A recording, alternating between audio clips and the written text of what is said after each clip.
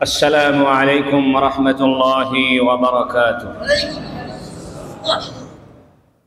الحمد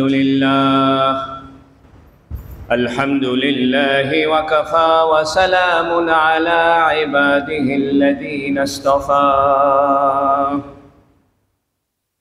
الحمد لله الذي وحده والصلاة والسلام على من لا نبي بعده. وبشانه قال جل وعلا: إن الله وملائكته يصلون على النبي يا أيها الذين آمنوا صلوا عليه وسلموا تسليما.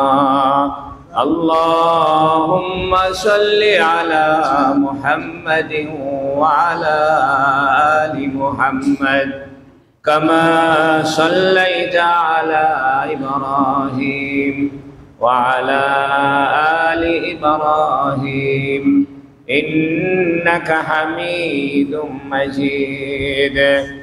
اللهم بارك على محمد وعلى آل محمد كما باركت على إبراهيم وعلى آل إبراهيم إنك حميد مجيد. أما بعد فقد قال جل وعلا في بيان إبراهيم عليه الصلاة والسلام: وإذا مرضت فهو يشفين. الحمد لله, আল্লাহ তাবারাক ওয়া তাআলার বড় মেহেরবানি যে আল্লাহ রাব্বুল ইজ্জত আমাদেরকে আল্লাহর ঘর মসজিদে আসার বসার তৌফিক দান করেছেন। বলুন আলহামদুলিল্লাহ। আল্লাহ তাবারাক ওয়া তাআলার বড় দয়ার অনুগ্রহ যে আল্লাহ রাব্বুল ইজ্জত আমাদেরকে একটি পূর্ণাঙ্গ জীবন বিধান, ইবাদতের দিক থেকে, লেনদেনের দিক থেকে, সামাজিকতার দিক থেকে, অর্থনৈতিক দিক থেকে, ব্যক্তি জীবনের দিক থেকে, অর্থাৎ মানব জীবনে যত প্রসঙ্গ হতে পারে সমস্ত প্রসঙ্গের দিক থেকে একটি পরিপূর্ণ জীবন বিধান দিন ইসলাম আল্লাহ আমাদেরকে দিয়েছে। এই জন্য ইসলাম সর্বশেষ এবং পরিপূর্ণ ধর্ম। আমরা বিগত সপ্তাহগুলোতে আলোচনা করছিলাম যে আত্মশুদ্ধির ক্ষেত্রে, মানুষের আল্লাহওয়ালা হওয়ার ক্ষেত্রে, আল্লাহর প্রিয় বান্দা হওয়ার ক্ষেত্রে কয়েকটি বিষয় করণীয়। এক নম্বর বিষয় ছিল তওবা, অর্থাৎ গুনাহ থেকে তওবা না করলে কোনো মানুষ আল্লাহর প্রিয় হইতে পারে না। আর যখন কোনো মানুষ গুনাহ থেকে তওবা করে তখন সে এমন হয়ে যায় যেন তার কোনো গুনাহই ছিল না। সুবহানাল্লাহ। হাদিস শরীফে আছে, আত-তাইবু আনি যামবি কামান লা যামবা লাহ। যে ব্যক্তি গুনাহ থেকে তওবা করলো সে এমন হয়ে গেল যেন তার কোনো আর গুনাহই ছিল না। সুবহানাল্লাহ। বরং কোন কোন ক্ষেত্রে তওবা যদি খুব বেশি সুন্দর হয়, তওবা নাসুহা হয়, একনিষ্ঠ তওবা হয়, খাঁটি দিলে তওবা হয়, আল্লাহ আর গুনার উপরে লজ্জিত যে যত বেশি হয় আল্লাহ তার গুনাহগুলোকে সওয়াবের দ্বারা পরিণত করে দেয়। এটা ছিল আত্মশুদ্ধির প্রথম পদক্ষেপ তওবা। তওবার পরের পদক্ষেপ ছিল হলো সবর, ধৈর্য।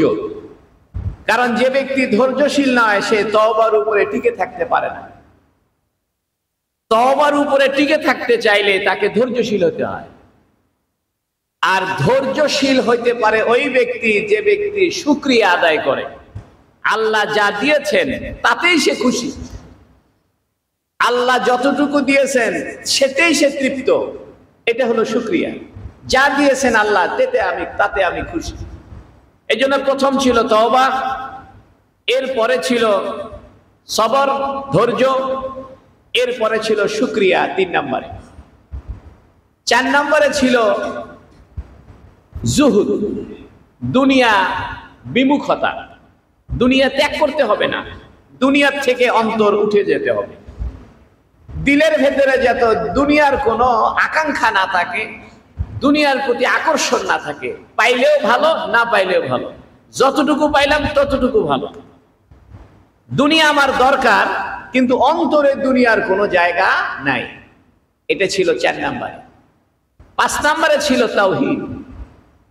যখন কোনো মানুষ তওবার গুণে গুণান্বিত হয়, এরপরে ধৈর্যের গুণে গুণান্বিত হয়, এরপরে শুকরিয়ার গুণে গুণান্বিত হয়, শুকরের গুণে গুণান্বিত হয়, এরপরে সে দুনিয়া বিমুখ হয়ে যায়, তখন তার ভিতরে আল্লাহ ছাড়া আর কিছু থাকে না, তখন অরিজিনাল তাওহীদ তার অন্তরে প্রবেশ করে। এই জন্য 5 নম্বর ছিল তাওহীদ। 6 নম্বরে ছিল তাওয়াক্কুল। আমরা গত সপ্তাহে আলোচনা করেছি তাওয়াক্কুল সম্পর্কে, যে আল্লাহর প্রতি ভরসা। আর ভরসাটা এমন হতে হবে যেমন ছোট বাচ্চা মায়ের প্রতি ভরসা করে কান্নাকাটির মাধ্যমে। ছোট বাচ্চার সামনে কোনো উপায় উপকরণ নাই তার মা ছাড়া। ক্ষুধা লাগলেও মাকে ডাকে, পায়খানা লাগলেও মাকে ডাকে, অসুখ হইলেও মাকে ডাকে। অর্থাৎ ছোট বাচ্চার সামনে তার যত সমস্যা, যত প্রয়োজন, সব সমস্যা, সব প্রয়োজনের ক্ষেত্রে মা ছাড়া তার সামনে কিছু নাই, আর সে মাকে আকর্ষণ করে কান্নাকাটির মাধ্যমে। এটা হলো তাওয়াক্কুল। আজকে আমরা আলোচনা করব আখলাক। আত্মশুদ্ধির সর্বশেষ পয়েন্ট হলো আখলাক, স্বভাব।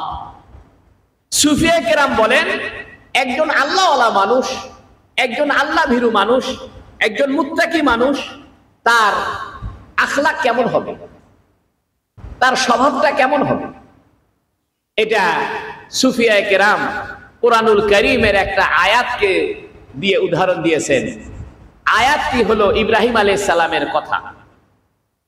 ইব্রাহিম আলাইহিস সালাম বলছেন, ওয়া ইদা মারিস্তু ফাহুয়া ইয়াশফিন, ওয়া ইদা মারিস্তু, যখন আমি অসুস্থ হই, ফাহুয়া ইয়াশফিন, আল্লাহ আমাকে আরোগ্য করে।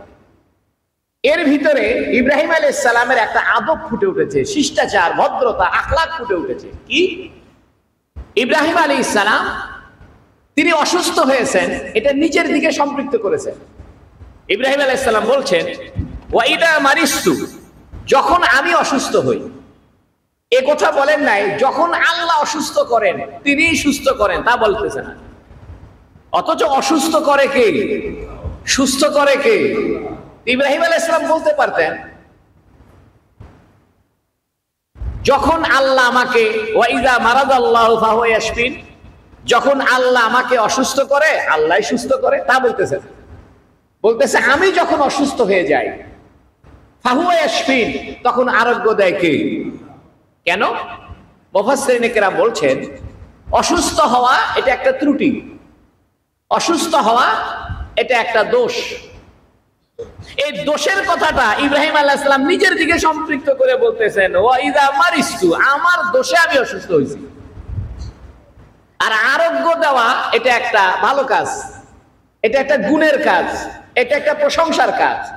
এই প্রশংসার কাজটা ইব্রাহিম আলাইহিস সালাম আল্লাহর দিকে সম্পৃক্ত করছে। সুবহানাল্লাহ। খেয়াল করে দেখেন ইব্রাহিম আলাইহিস সালামের বাক্য চয়নটা দেখেন। ইব্রাহিম আলাইহিস সালাম বলছেন, ওয়া ইযা মারিস্তু, হে আল্লাহ, আমি যখন অসুস্থ হই, অর্থাৎ অসুস্থ হয়ে যাওয়ার বিষয়টাকে ইব্রাহিম আলাইহিস সালাম সম্পৃক্ত করেছে কার দিকে? নিজের দিকে। কারণ অসুস্থ হওয়া একটা দোষ, এটা একটা ত্রুটি, এটা একটা সমস্যা। এই জন্য মুহাদ্দিসিনে কেরাম বলেন, সুফিয়ে কেরাম বলেন, যিনি আল্লাহ আল্লাহ হবেন, তিনি প্রত্যেকটা দোষ নিজের দিকে সম্পৃক্ত করবেন। যে কোনো মুসিবত হবে সে বলবে এটা আমার কারণে হয়েছে, যে কোনো বিপদ হবে সে বলবে এটা আমার কারণে হয়েছে, আমার গুনাহের কারণে হয়েছে। আর যখনই কোনো নিয়ামত পাবে তখন সে বলবে এটা নিয়ামত আমার যোগ্যতায় হয় নাই, এটা আল্লাহর কারণে হয়েছে। দেখেন ইব্রাহিম আলাইহিস সালামের মতো ভদ্র কি আছে? ইব্রাহিম আলাইহিস সালামের বাক্যটা দেখেন, ওয়া ইযা মারিস্তু, আমি যখন অসুস্থ হই। তাহলে অসুস্থ হওয়ার কথাটা ইব্রাহিম আলাইহিস সালাম আল্লাহর দিকে সম্পৃক্ত করেন নাই। তিনি বলতে পারতেন ওয়া ইযা মারাজানি আল্লাহ, যখন আল্লাহ আমাকে অসুস্থ করে তিনিই সুস্থ করেন, তা বলতেছেন। বলতেছে আমি যখন অসুস্থ হই তখন সুস্থ করে কে? এর দ্বারা বোঝা যায় মুফাসসিরিনে কেরাম, সুফিয়ায়ে এজাম, আল্লাহর ওলি, তারা বলেন যে একজন মানুষের চরিত্র এমন হতে হবে জীবনের সমস্ত ত্রুটি, সমস্ত দোষ, সমস্ত খারাপি এটা সম্পৃক্ত করবে কার দিকে? নিজের দিকে। আর সমস্ত প্রশংসা এটা সম্পৃক্ত করবে কার দিকে? আল্লাহর দিকে। এই জন্য যে যত ভালো মানুষ সে তত নিজেকে খারাপ মনে মনে চিন্তা করে। একটা মানুষ যদি আল্লাহর জন্য নম্র হয়, হাদিস শরীফে আছে মান তাওয়াজা লিল্লাহ রাফাআহুল্লাহ, কোন ব্যক্তি যদি আল্লাহর জন্য নিচু হয়, আল্লাহর জন্য নিজেকে খাটো মনে করে, নিজেকে অপদস্থ মনে করে, গুনাহগার মনে করে, রাফাআহুল্লাহ, আল্লাহ তার ইজ্জতকে বাড়ায় দেয়। সুবহান। ইব্রাহিম আলাইহিস সালাতু ওয়াস সালাম তিনি ছিলেন এক মহান জাতির, এক বিশাল জাতির প্রতিষ্ঠাতা। মিল্লাতু আবিকুম ইব্রাহিম, তোমাদের এক বিশাল জাতির প্রতিষ্ঠাতা হলেন, পিতা হলেন ইব্রাহিম। হুয়া সাম্মাকুমুল মুসলিমিন, তিনি তোমাদেরকে নামকরণ করেছেন মুসলমান হিসেবে। এই ইব্রাহিম আলাইহিস সালামের স্মৃতি বিজড়িত এক ঐতিহাসিক নিদর্শন কুরবানি এবং হজ। আজকে 24 তারিখ জিকাদা মাসের, আগামীকাল জিকাদা মাসের 25 তারিখ, অর্থাৎ আগামী বুধবারের দিন যদি চাঁদ উঠে তাহলে বৃহস্পতিবারে হবে জিলহজ মাসের 1 তারিখ। আর যদি বুধবারে চাঁদ না উঠে তাহলে বৃহস্পতিবারে 30 তারিখ গণনা করে জুমার দিন হবে 1 তারিখ। তবে আশা করা যাচ্ছে, সম্ভাবনা বেশি, হয়তো বুধবারে চাঁদ দেখা যাইতে পারে। এই জন্য আমাদের প্রথম দায়িত্ব হবে আমরা আগামী বুধবারে চাঁদ দেখার চেষ্টা করব। চাঁদ দেখা ফরজে কিফায়া, অর্থাৎ ঈদের চাঁদ, রমজানের ঈদের চাঁদ, রমজানের ঈদের চাঁদ, কুরবানি ঈদের চাঁদ, এগুলো দেখা ফরজে কিফায়া। অর্থাৎ এই চাঁদ যদি কেউই দেখার চেষ্টা না করে কোনো এলাকায়, তাহলে সবাই গুনাহগার হবে, ফরজ জানাজার নামাজের মতো। এই জন্য আমরা প্রথম কাজ হলো ইনশাআল্লাহ আমরা বুধবারের দিন চাঁদ দেখার চেষ্টা করব। যদি বুধবারে চাঁদ উঠেই যায় তাহলে বৃহস্পতিবার থেকে 1 তারিখ শুরু হবে। জিলহজ মাসের প্রথম 10 দিন এটা অত্যন্ত ফজিলতপূর্ণ দিন। কোরআন শরীফে আছে ওয়াল ফাজরি ওয়া লায়ালিন আশরিন, ফজরের শপথ এবং 10টি রাতের শপথ। সমস্ত মুফাসসিরিনে কেরাম বলেছেন এই 10টি রাত হলো জিলহজ মাসের প্রথম 10 রাত। এই জিলহজ মাসে আমাদের কিছু আমল আছে। 1 নম্বর আমল হলো চাঁদ দেখা। 2 নম্বর আমল হলো চাঁদ উঠার পরে আর নখ, চুল, মোষ, বগলের পশম, অবাঞ্ছিত পশম এগুলো না কাটা। হাদিস শরীফে আছে নবী আলাইহিস সালাম বলেছেন তোমরা যারা কুরবানি দিবা তো তোমরা জিলহজ মাসের চাঁদ উঠে গেলে নখ, চুল, মোষ এগুলো আর চুল এগুলো কিছু কাটিও না। আর এক হাদিসে আছে কেউ যদি কুরবানি দিতে সক্ষম নাও হয়, এরপরেও যদি সে জিলহজ মাসের চাঁদ ওঠার আগেই নখ, চুল এগুলো কেটে নেয় আর চাঁদ ওঠার পর এগুলো না কাটে, আল্লাহ চাইলে তাকে একটা কুরবানির সওয়াব দান করবে। এই জন্য যারা আমরা কুরবানি দিব আল্লাহ তৌফিক দিয়েছেন, তারাও আগামী বুধবারের দিনেই সমস্ত নখ, চুল এগুলো কেটে ফেলবে। মাগরিবের পর থেকেই 1 তারিখ শুরু হয়ে যাবে, জিলহজের 1 তারিখ শুরু হবে। এটা হলো 1 নম্বরের আমল। 2 নম্বরের আমল। 3 নম্বরের আমল হলো হাদিস শরীফে আছে সারা বছরের আমলের জন্য সবচেয়ে গুরুত্বপূর্ণ আমলের দিন হলো জিলহজ মাসের প্রথম 10 দিন। অর্থাৎ রমজান মাসের পরে ইবাদতের জন্য সবচেয়ে গুরুত্বপূর্ণ দিন সমূহ জিলহজ মাসের প্রথম 10 দিন। এই জিলহজ মাসের প্রথম 10 দিনে কেউ যদি একটা রোজা রাখে সে যেন সারা বছর রোজা রাখার সওয়াব পাবে। এই জিলহজ মাসের প্রথম 10 দিনের একটি রাত্রিতে কেউ যদি ইবাদত করে সে যেন শবে কদরে ইবাদত করার সওয়াব পাবে।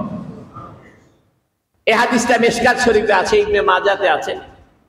তবে এটার সনদ একটু দুর্বল। সনদ দুর্বল এটা আমাদের দেখার দরকার নাই, কারণ এইটা দিয়ে তো আমরা কোনো ফরজ ওয়াজিব প্রমাণিত করতে চাইছি না। আমরা তো বলছি না যে জিলহজ মাসের প্রথম 10 তারিখে রোজা রাখা ফরজ ওয়াজিব, তা তো বলতেছি না। একটা নফল কাজ, একটা সুন্নত কাজ, এটা হাদিস যদি জয়ীফ হয় এতে কোনো সমস্যা নাই। সব হাদিস যদি সহি হয় তাহলে সব আমল ফরজ হয়ে যাওয়ার সম্ভাবনা আছে। এই জন্য জিলহজ মাসের প্রথম 10 দিন অর্থাৎ আগামী বৃহস্পতিবার থেকে যদি বুধবারে চাঁদ উঠে আমরা নখ চুল আগেই কেটে নিব। 2 নম্বরে এই রাত্রিগুলোতে জাগরণ থাকার নিয়ত করি। সারা রাত তো ঘুমালাম, সারা জীবন তো ঘুমায় কাটাইলাম, কবরে চলে গেলে তো ঘুমায় থাকতে হবে। 24 ঘন্টার ভিতরে 8 ঘন্টা, 6 ঘন্টা, 12 ঘন্টা তো ঘুমায় শেষ করে দিলাম।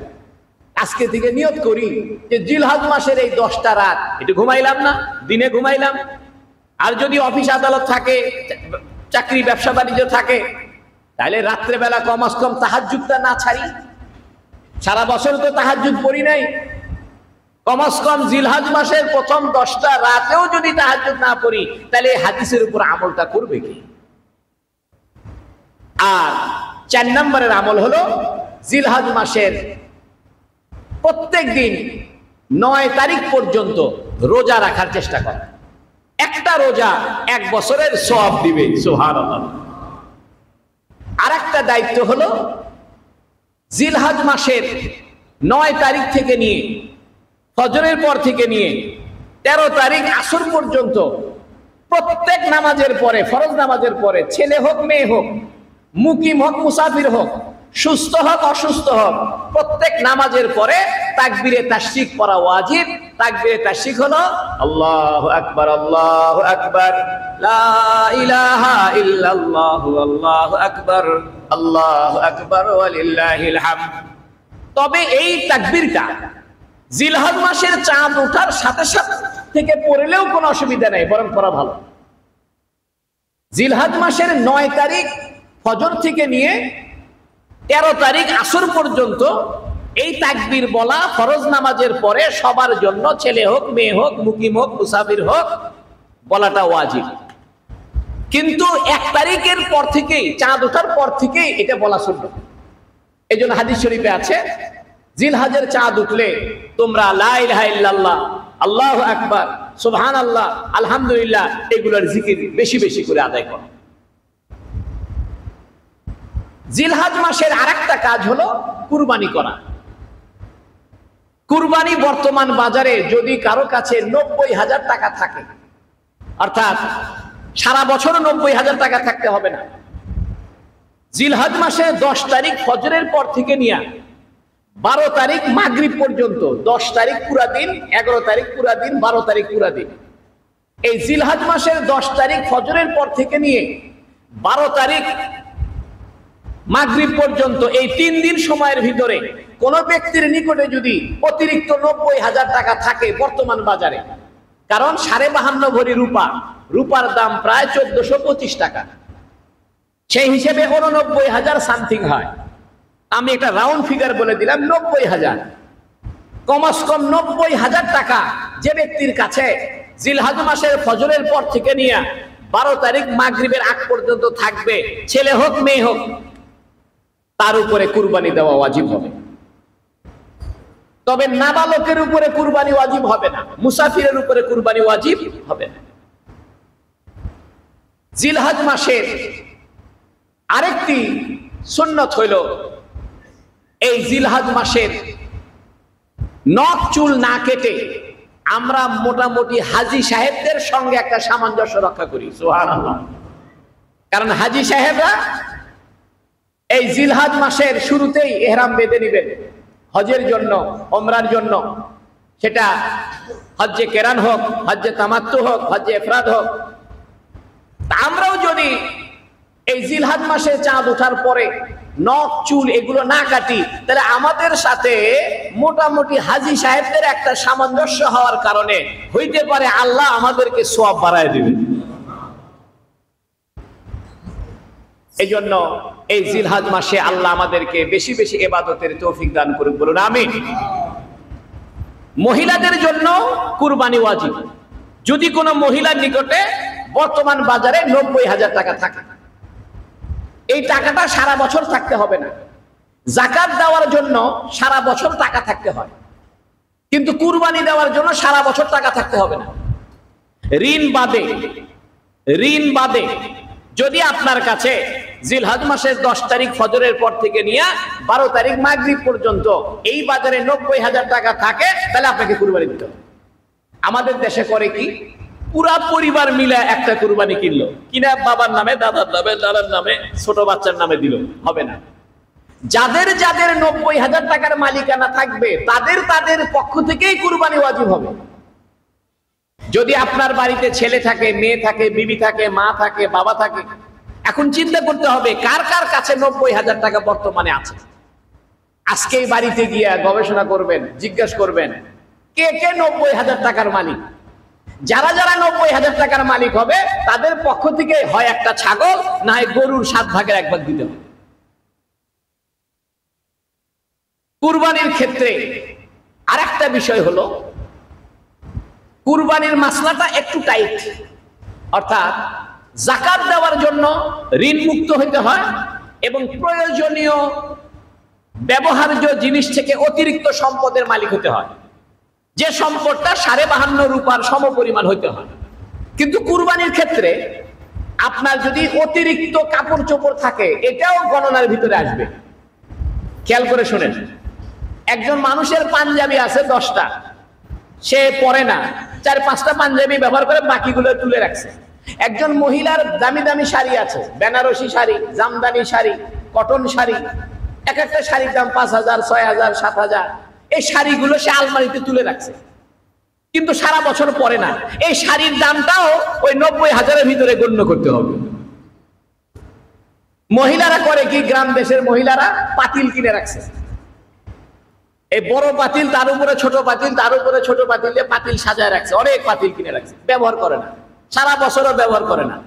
হঠাৎ একদিন ব্যবহার করলো, না করলে নাই, খুব একটা প্রয়োজন নাই, এটাও 90,000-এর ভিতরে হিসাব হবে। একটা বাড়িতে 2টা মোটরসাইকেল আছে, একটা মোটরসাইকেল হলেই চলে, কিন্তু 2টা কিনে রাখছে। একটা মোটরসাইকেল যেটা ব্যবহার কম হইতেছে, ওইটার 90,000-এর ভিতরে হিসাবের মধ্যে ধরতে হবে। কিন্তু যাকাতের ক্ষেত্রে এটা ওই 90,000-এর ভিতরে ধরতে হবে না। এই জন্য আমরা সবাই কুরবানি দেওয়ার জন্য চেষ্টা করব। কুরবানি যদি ওয়াজিব নাও হয়, তবুও চেষ্টা করবেন একটা ছাগল হলেও কুরবানি দেওয়ার জন্য। একদিন মদিনা শরীফে রাসূলুল্লাহ সাল্লাল্লাহু আলাইহি সাল্লাম 2টা কুরবানি দিচ্ছিলেন। তো হযরত আলী রাদিয়াল্লাহু তাআলা জিজ্ঞেস করলেন, ইয়া রাসূলুল্লাহ, আপনি 2টা কুরবানি দিতেছেন?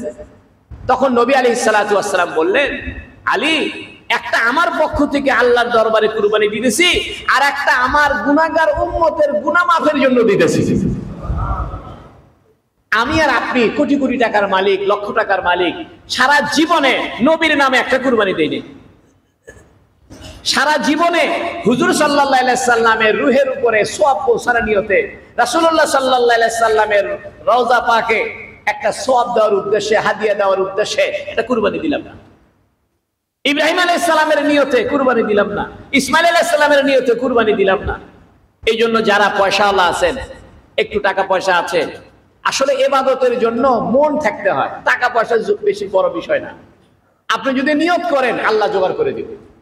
এই জন্য হুজুর সাল্লাল্লাহু আলাইহি সাল্লাম, যিনি 1400 বছর আগে আমার জন্য, আমার দিকে লক্ষ্য করে একটা কুরবানি দিয়ে গেছেন যাতে ফজলুল করিমের গুনাহটা মাফ হয়, সেই রাসূলের জন্য আমি একটা কুরবানি দিতে পারলাম না, তাহলে আমার চাইতে বড় হতভাগা আর কি আছে?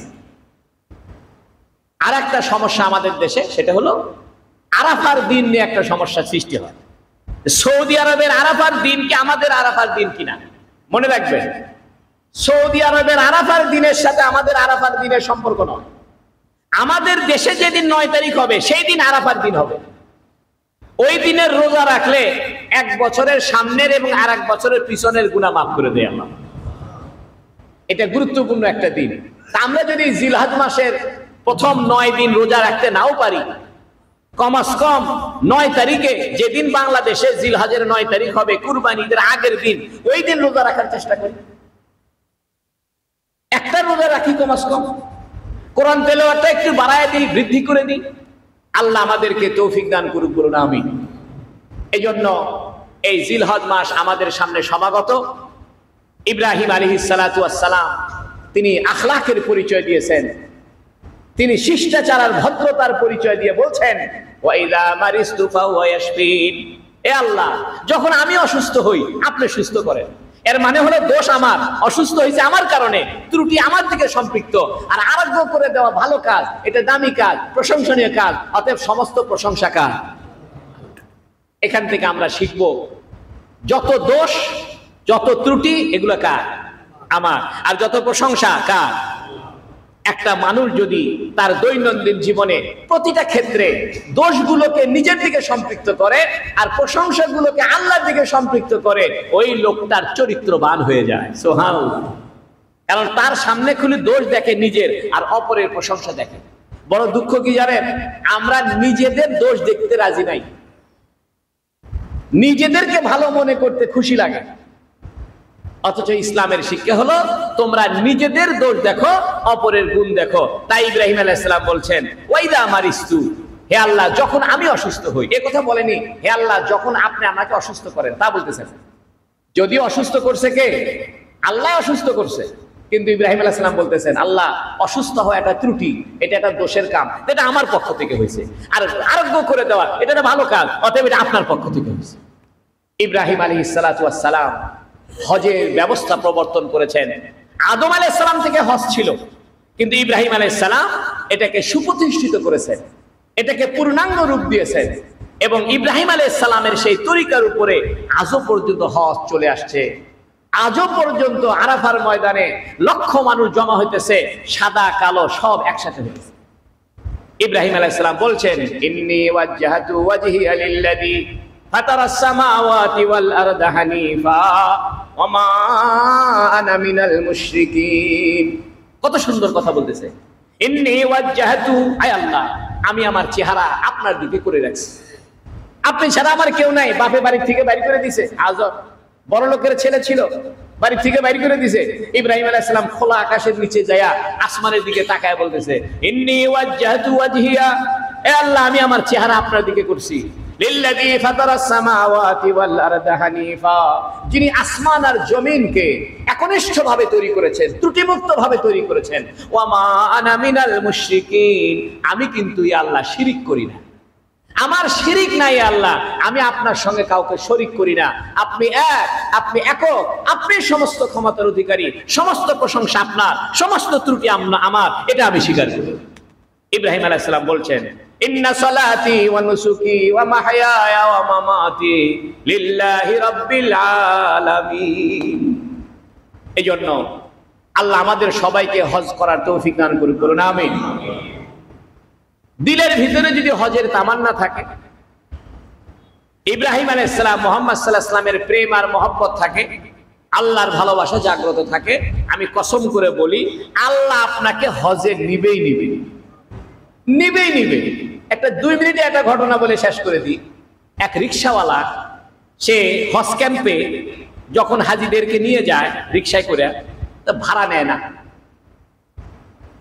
যতক্ষণ হাজিদেরকে সে রিকশায় উঠাইছে ভাড়া নেয় না। তো একজন আলেম সে থেকে বলতেছে, নাও ভাড়া নাও। বলছে, না হুজুর আমি ভাড়া নিব না। কয় কেন? কয় হুজুর আমি 10 বছর যাবত রিকশা এইভাবে চালাই, কিন্তু আমি কোনো হাজির থেকে ভাড়া নেই না। আমি আল্লাহর কাছে দোয়া করছি আল্লাহ যেন আমার হজে নিয়ে যায়। সুবহানাল্লাহ। তো ওই আলেমে বলতেছে, তুমি রিকশা চালায় কয় টাকা পাও, হজে যাবে কেমনে? হজে যাইতে লাগে 6 লাখ টাকা, 5 লাখ 5.5 লাখ টাকা, 6 লাখ টাকা লাগে, যাবে কেমনে? তা জানি না, আমি হাজিদের খেদমত করব, আল্লাহ আমারে নিব।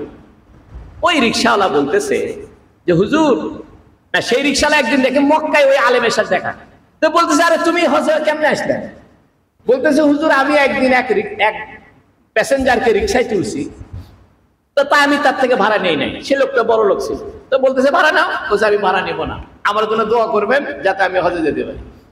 তখন এই লোক বলতেছে আমার আম্মা আগামী বছর হজে যাবে, আমার আম্মা অসুস্থ, তা আম্মাকে একটু নড়াচড়া করার জন্য, হুইল চেয়ার একটু আর আনা নেওয়া করার জন্য একটা লোক দরকার, তুমি কি যাইতে রাজি আছো? সুবহানাল্লাহ। তো রিকশাওয়ালা বলতেছে আমি রাজি আছি। তাই হুজুর আমি এই ভাবে হজে চলে আসছি। এর মানে আল্লাহ যদি রিকশাওয়ালাকে নিতে চায় 1 টাকার দরকার নাই, আল্লাহ যদি নিতে না চায় লাখ টাকা থাকলেও যাইতে পারবেন না। যাই হোক, আল্লাহ রাব্বুল আলামিন আমাদের সবার কুরবানিকে কবুল করুক, বলুন আমিন। জিলহজ মাসের যে আমলগুলোর কথা বললাম, এই আমলগুলো করার তৌফিক দান করুক, বলুন আমিন।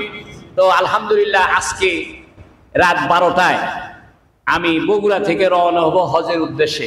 আল্লাহ যেন কবুল করে, বলেন আমিন। আগামীকাল বিকাল 5টা 35 ইনশাআল্লাহ আমার ফ্লাইট। আমি ইনশাআল্লাহ মদিনা শরীফে আগে যাব। বাংলাদেশ থেকে সরাসরি মদিনা শরীফে 5 দিন থেকে তারপরে ইনশাআল্লাহ হজ আরম্ভ হয়ে যাবে। এবং আগামী 11 তারিখে আমি চলে আসবো ইনশাআল্লাহ, 15 দিনের একটা প্যাকেজ। এই জন্য আগামী 2টা জুমার নামাজ আমি থাকতে পারবো না।